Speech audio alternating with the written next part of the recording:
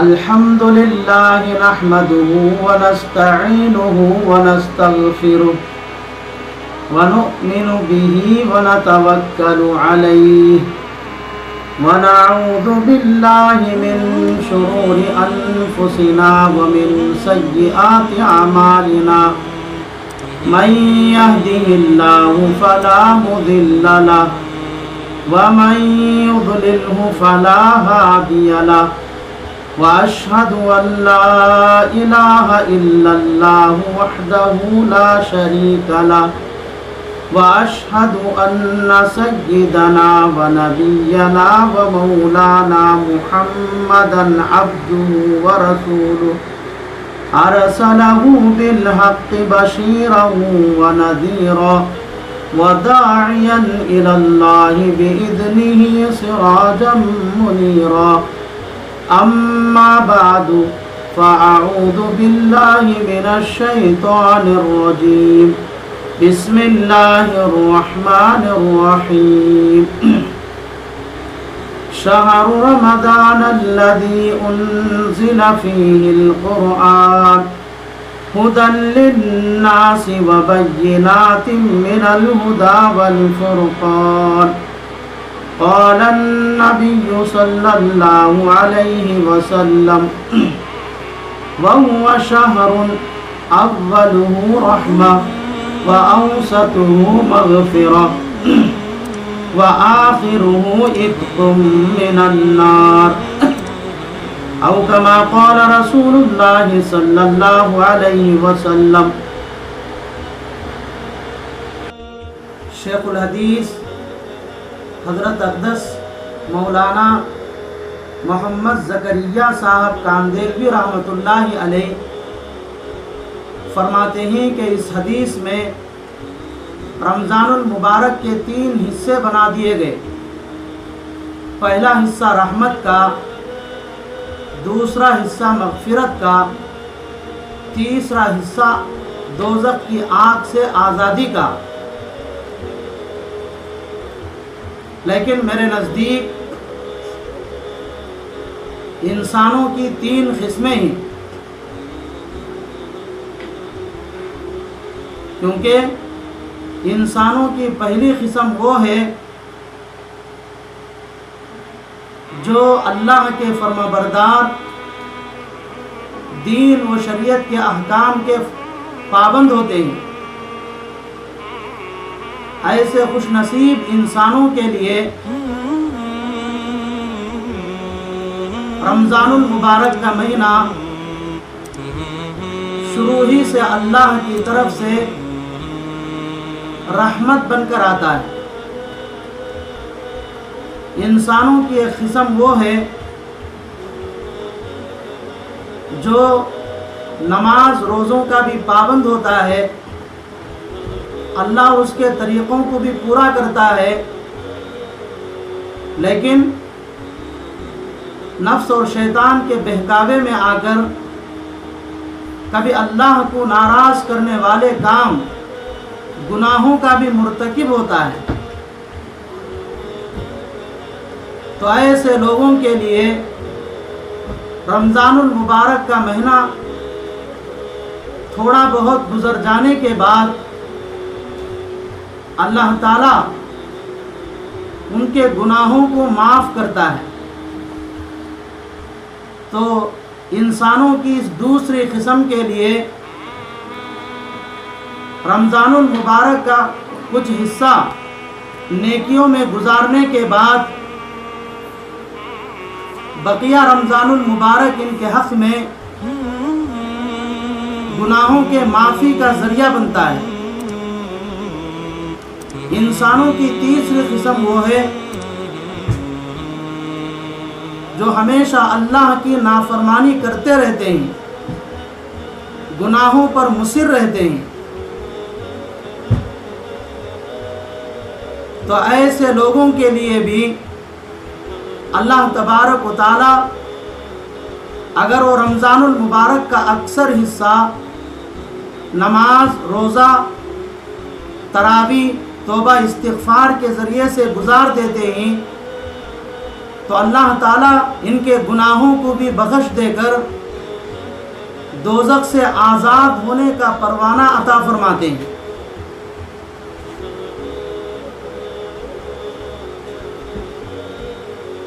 تو آج سے رمضان المبارک کا پہلا عشرہ ختم ہو کر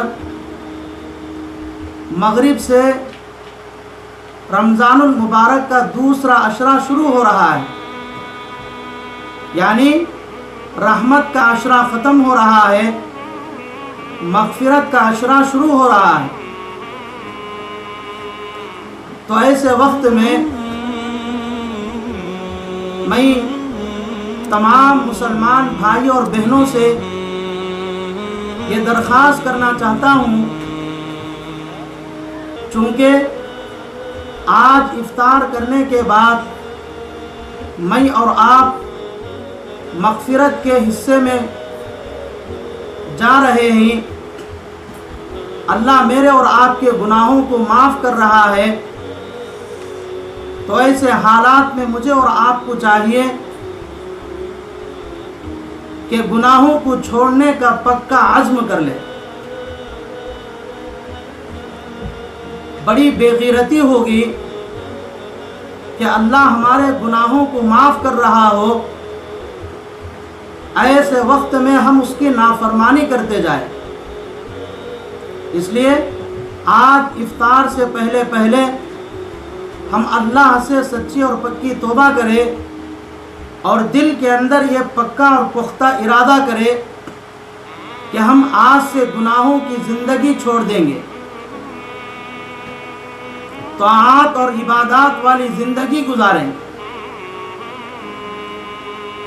اور اگر ہم نے گناہوں کو چھوڑنے کا ارادہ نہیں کیا، ہماری زندگی پہلے کی طرح گناہوں میں گزرتی رہی، تو علماء نے لکھا ہے کہ گناہوں کے 3 نقصانات ہیں۔ گناہوں پر اصرار کا سب سے بڑا گناہ یہ ہے کہ گناہوں کی نحوست سے کبھی کبھی اللہ تبارک و تعالی بندے کے دل کے اندر کا قیمتی ایمان چھین لیتے ہیں۔ چنانچہ اس وقت کے بڑے عالم ربانی شیخ المشائخ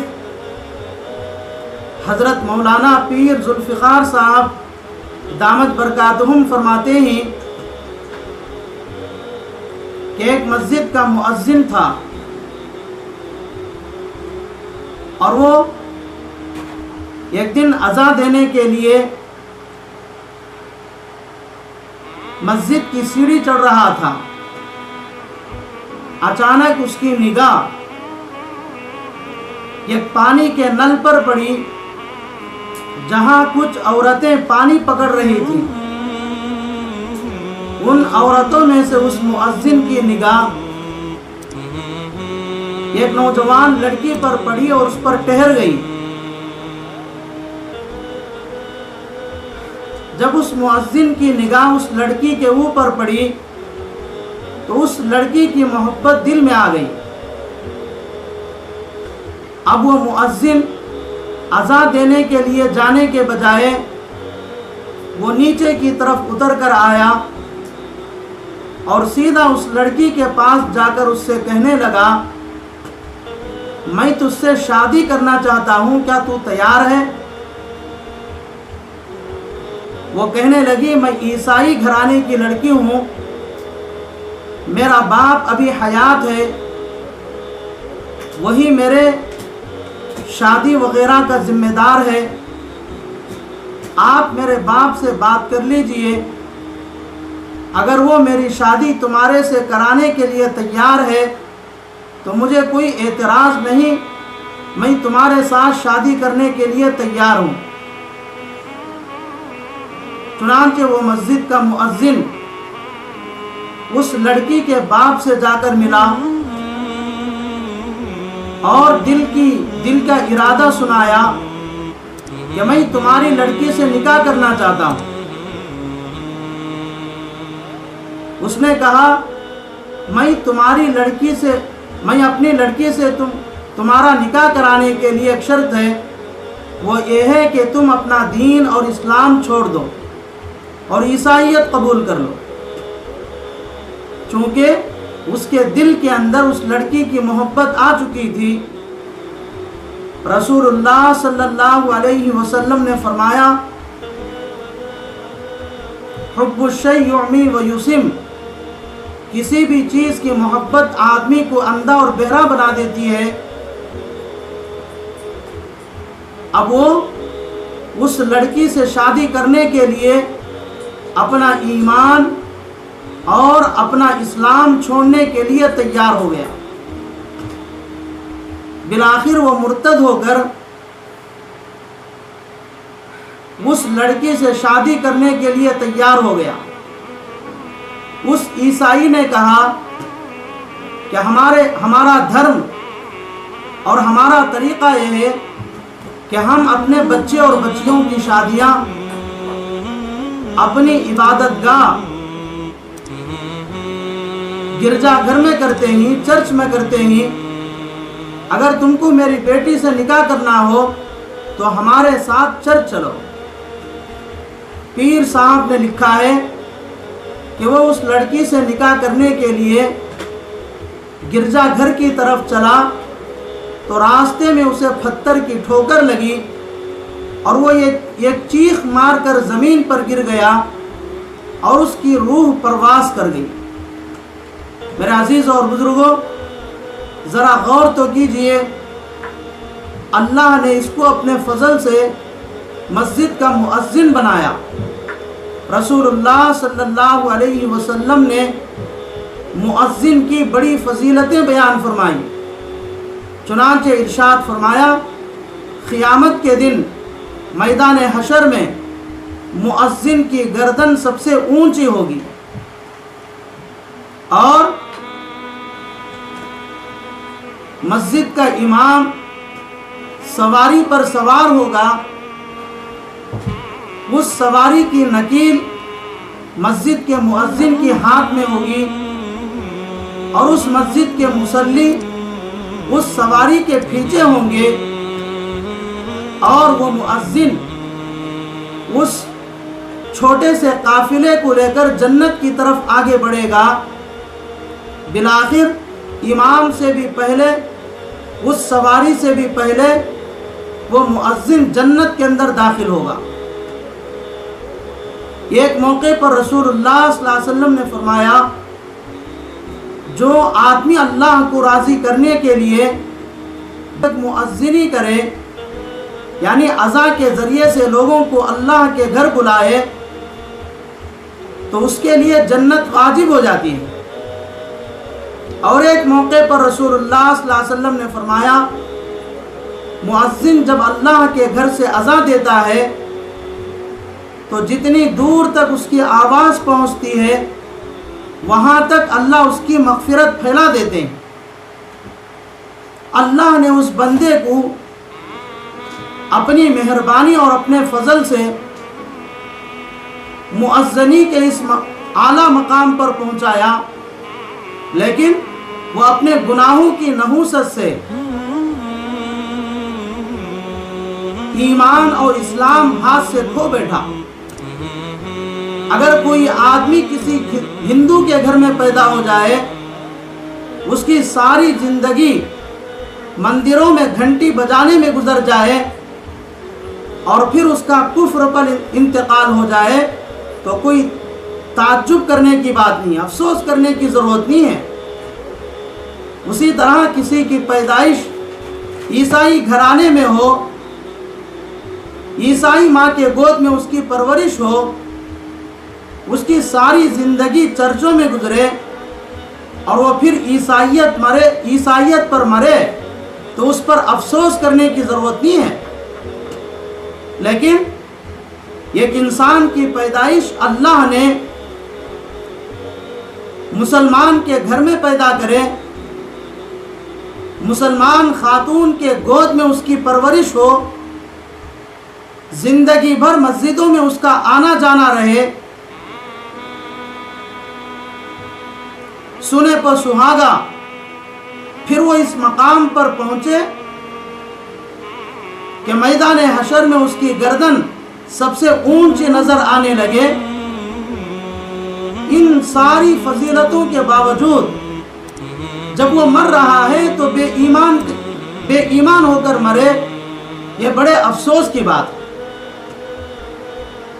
اور یہ نوبت کبھی کبھی گناہوں پر اصرار کی وجہ سے ہوتا ہے۔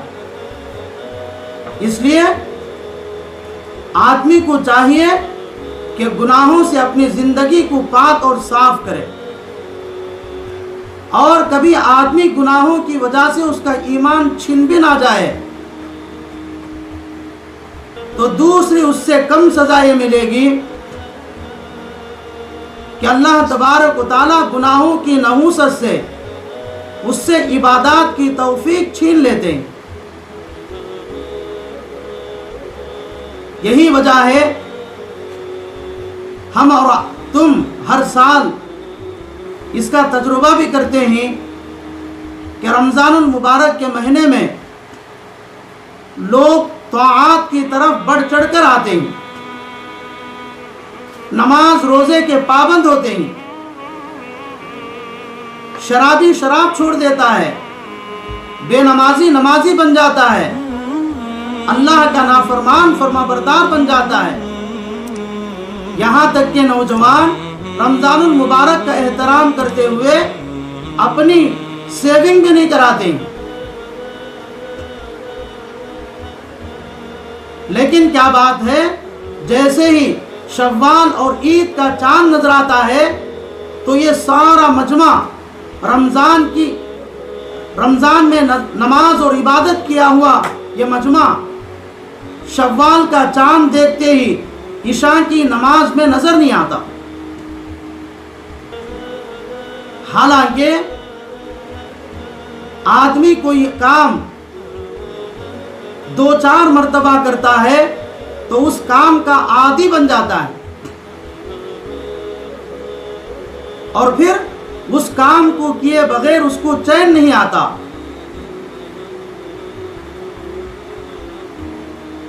آدمی شراب پیے، پھر دوسری مرتبہ پیے، تیسری مرتبہ پیے، تو چوتھی مرتبہ اب اس کو عادت پڑ جاتی ہے، اب وہ عادت اس کو مجبور کرتی ہے شراب پینے پر۔ اسی طرح کوئی بچہ بیڑی سگریٹ پینا شروع کرے، 2-3 مرتبہ وہ پینے لگے تو چوتھی اور 5ویں مرتبہ وہ بیڑی سگریٹ پینے کا عادی ہو جاتا ہے۔ اب اندر سے اس کی وہ عادت بیڑی سگریٹ پینے پر مجبور کر دیتی ہے۔ لیکن کیا بات ہے کہ رمضان المبارک کے مہینے میں ہمارا مسلمان روزانہ 5 مرتبہ نماز پڑھتا ہے اور پابندی سے 30 دن پڑھتا ہے۔ اس کا مطلب یہ ہے کہ پورے رمضان المبارک کے مہینے میں 150 نمازیں ہمارا مسلمان پڑھ رہا ہے، پھر بھی اس کو نماز کی عادت نہیں ہو رہی ہے۔ 150 نمازیں پڑھنے کے باوجود اندر سے نماز پڑھنے پر کوئی چیز اس کو تقاضا نہیں کر رہی ہے۔ اگر ہم غور کریں گے تو ہم کو اچھے طریقے سے سمجھ میں آتا ہے کہ اصل میں رمضان المبارک کے مہینے میں مسلمان نماز بھی پڑھتا ہے، گناہ بھی کرتا ہے، روزہ بھی رکھتا ہے، گناہ بھی کرتا ہے، تراویح بھی پڑھتا ہے، اللہ کی نافرمانی بھی کرتا ہے۔ چونکہ رمضان المبارک کے مہینے میں عبادات وغیرہ تو کیا ہے مگر گناہوں سے بچانی ہے، اس لیے ان گناہوں کی نحوست اور اس کی سزا یہ ملتی ہے جیسے ہی عید اور شوال کا چاند نظر آتا ہے تو اللہ ان عبادتوں کی توفیق چھین لیتے ہیں۔ اور اگر کسی بندے پر اللہ کی مہربانی ہو جائے، اس کے گناہوں کے باوجود اس کا ایمان نہ چھن جائے اور اس کی عبادتوں کی توفیق نہ چھن جائے، تو کم از کم درجے میں عبادات کے اندر جو لذت اللہ نے رکھا ہے وہ لذت اللہ چھین لیتا ہے۔ آپ کا کیا خیال ہے کہ نماز پڑھنے میں مزہ نہیں ہے، قرآن کی تلاوت میں مزہ نہیں ہے؟ نماز پڑھنے میں اللہ نے لذت رکھی ہے، قرآن کی تلاوت میں اللہ نے لذت رکھی ہے، ذکر و اذکار میں اللہ نے لذت رکھی ہے۔ صحابہ اکرام کی زندگی اگر ہم پڑھیں گے تو ہم کو معلوم ہوگا کہ حضرت عبداللہ ابن مسعود رضی اللہ تعالیٰ عنہ کعبۃ اللہ میں تشریف لائے، قرآن پاک کی تلاوت شروع کی۔ مکے کے مشرکین کو برداشت کب ہوتا؟ چاروں طرف سے عبداللہ ابن مسعود پر ٹوٹ پڑے اور حضرت عبداللہ ابن مسعود کو اتنا مارا اور پیٹا کہ حضرت عبداللہ ابن مسعود بے ہوش ہو گئے۔ جب ان کو ہوش آیا تو پھر قرآن کی تلاوت شروع کیے، لوگ پھر ٹوٹ پڑے، اتنا مارا کہ بے ہوش ہو گئے۔ حضرت عبداللہ ابن مسعود کو پھر جب ہوش آیا پھر قرآن کی تلاوت شروع کی۔ جیسے ہی عبداللہ ابن مسعود قرآن کی تلاوت شروع کیے تو مکے کے مشرک پھر ٹوٹ پڑے، اتنا مارا کہ پھر بے ہوش ہو گئے۔ ذرا غور تو کرو، حضرت عبداللہ ابن مسعود بار بار اتنا مار کھا رہے ہیں کہ اس سے بے ہوشی طاری ہو رہی ہے، لیکن قرآن کی تلاوت کو چھوڑ نہیں رہے ہیں۔ تو اس کا کیا مطلب کہ قرآن پاک کے پڑھنے میں مزہ نہیں ہے؟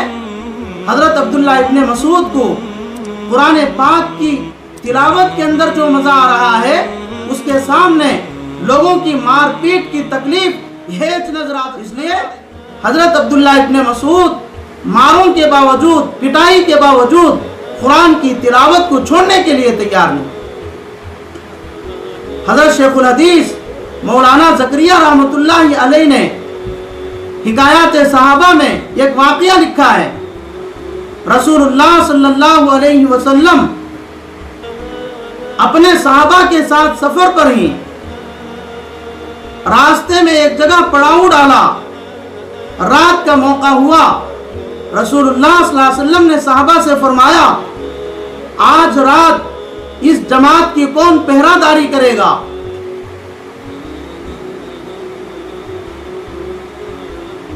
آخر رسول اللہ صلی اللہ علیہ وسلم نے 2 صحابہ کو اس کی ذمہ داری دی اور بقیہ سب صحابہ آرام کی نیند سو گئے، اور جن 2 صحابہ کو پہرہ داری کی ذمہ داری ملی ان دونوں نے آپس میں مشورہ کیا، دیکھو اگر ہم دونوں جاگیں گے ہو سکتا ہے کہ نیند غالب آ جائے اور دونوں سو جائیں گے تو دشمن آ کر ہم پر حملہ کر سکتا ہے،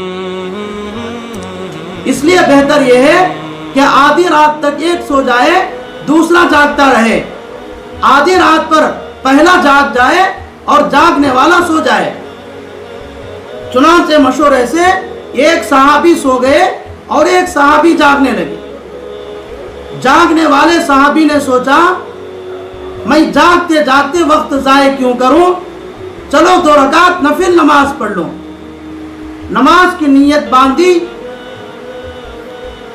نماز شروع فرما دی۔ اتنے میں دشمن آیا، دیکھا کہ سارا مجمع سو رہا ہے، جاگنے والا نماز کے اندر مصروف ہے، تیر برسانا شروع کیا۔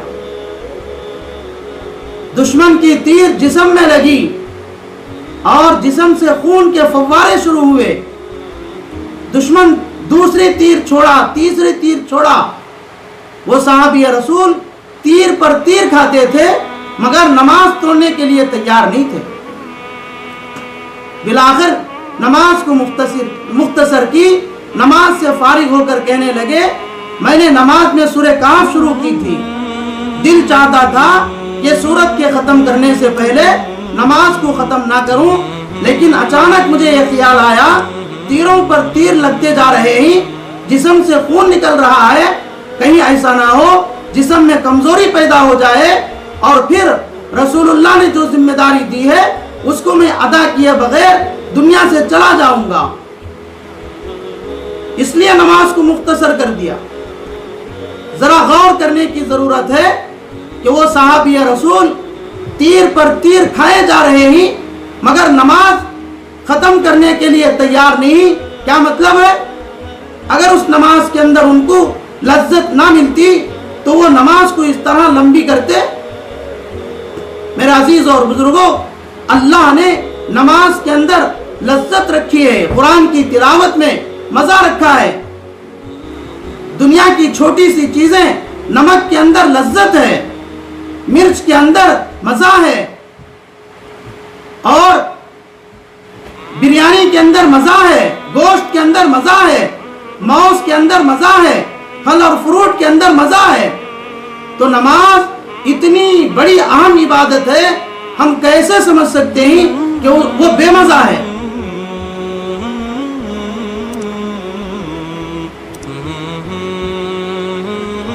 اللہ نے عبادتوں میں مزہ رکھا ہے.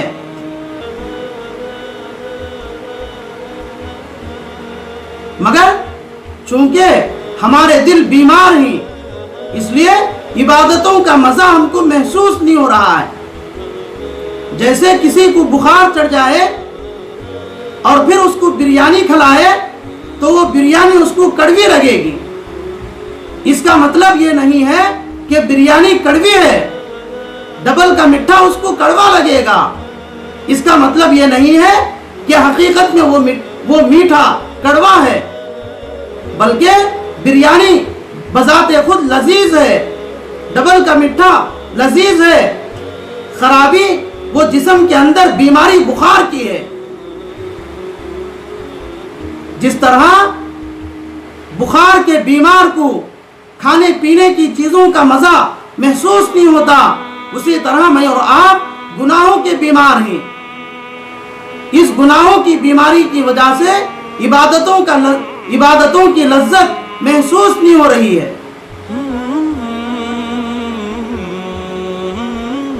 تو خلاصہ کلام یہ ہے کہ آدمی گناہوں پر گناہ کرتا جائے تو اس کی عبادتوں سے اللہ لذت چھین لیتے. چنانچہ پیر صاحب نے ایک عالم دین کا قصہ لکھا ہے. ایک عالم دین سے کوئی گناہ ہو گیا، لیکن اس کے باوجود ان کی ساری عبادتیں برقرار تھیں. نمازیں وقت پر ہو رہی تھی، تلاوت وقت پر ہو رہی تھی، تہجد برابر چل رہی تھی. اچانک ایک دن ان کو خیال آیا اور دل میں وہ کہنے لگے، اے اللہ تیرا شکر ہے، میں نے فلاں وقت میں فلاں گناہ کیا تھا، لیکن تیری مہربانی کہ تو گناہ کے باوجود میری کوئی عبادت نہیں چھینا ہے. غیب سے ان کو آواز آئی، میاں چپ رہو، جس وقت سے تم نے گناہ کیا ہے کیا اس وقت سے تم کو تہجد کی نماز میں پہلے جو لذت ملتی تھی اب وہ مل رہی ہے؟ میرے عزیز اور بزرگوں، اس کا مطلب یہ ہے کہ اس عالم دین سے ان کے گناہ کی نحوست سے تہجد کی لذت اللہ نے ختم کر دی. تو خلاصہ کلام یہ ہے کہ گناہوں کی 3 نحوستیں ہیں.